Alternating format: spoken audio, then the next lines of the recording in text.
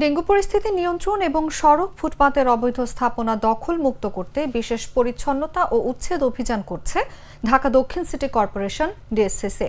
শনিবার সকালে ঢাকা বিশ্ববিদ্যালয়, বাংলাদেশ প্রকৌশল বিশ্ববিদ্যালয় এবং ঢাকা মেডিকেল কলেজ হাসপাতালের আশেপাশে এই পরিচ্ছন্নতা ও উচ্ছেদ অভিযান চালানো হয়। ডিএসসিসির এই বিশেষ অভিযানে কাজ করেছে ১৩০০ পরিচ্ছন্নতা কর্মী। ঢাকা বিশ্ববিদ্যালয়, বুয়েট, ঢাকা মেডিকেল কলেজ এলাকার সড়কের পাশে জমে থাকা ময়লা ও পানি পরিষ্কার করতে দেখা যায়।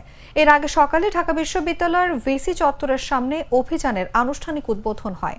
এরপর একটি জনসচেতনতামূলক র্যালি ভিসি চত্বর থেকে টিএসসিতে এসে শেষ হয়।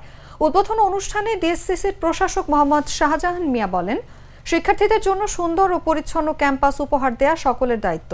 এই অভিযানের মধ্য দিয়ে ঢাকা বিশ্ববিদ্যালয় এলাকা অনেকটাই পরিচ্ছন্ন হবে বলেও আশা প্রকাশ করেন তিনি। ব্যাপক বর্ষার কারণে আমরা এই ১ মাস যাবত এটি করতে পারিনি, তবে আবার নতুন করে আজকের থেকে আমরা শুরু করেছি। আমরা প্রথম বিশেষ অভিযান ধানমন্ডি থেকে শুরু করেছিলাম, আর এই দ্বিতীয় বিশেষ অভিযান আমরা আজকে ঢাকা বিশ্ববিদ্যালয়ের ক্যাম্পাস থেকে শুরু করেছি। এখানে আমরা বাংলাদেশের তিনটি শ্রেষ্ঠ বিদ্যাপীঠ, ঢাকা বিশ্ববিদ্যালয়, বাংলাদেশ প্রকৌশল বিশ্ববিদ্যালয় এবং ঢাকা মেডিকেল কলেজ, এই তিনটিকে আজকের এই বিশেষ অভিযানের আওতায় নিয়ে এসেছি। এখানে আমরা বিশেষ পরিচ্ছন্নতা অভিযান সকাল থেকেই ৬টা থেকে শুরু হয়েছে। আমরা প্রায় ১৩০০-র অধিক আমাদের কর্মী বাহিনী নিয়ে আমরা এখানে হাজির হয়েছি।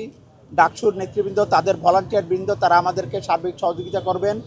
ঢাকা বিশ্ববিদ্যালয়, বুয়েট এবং ঢাকা মেডিকেলের প্রশাসন, তারা আমাদেরকে সার্বিক সহযোগিতা প্রদান করবেন।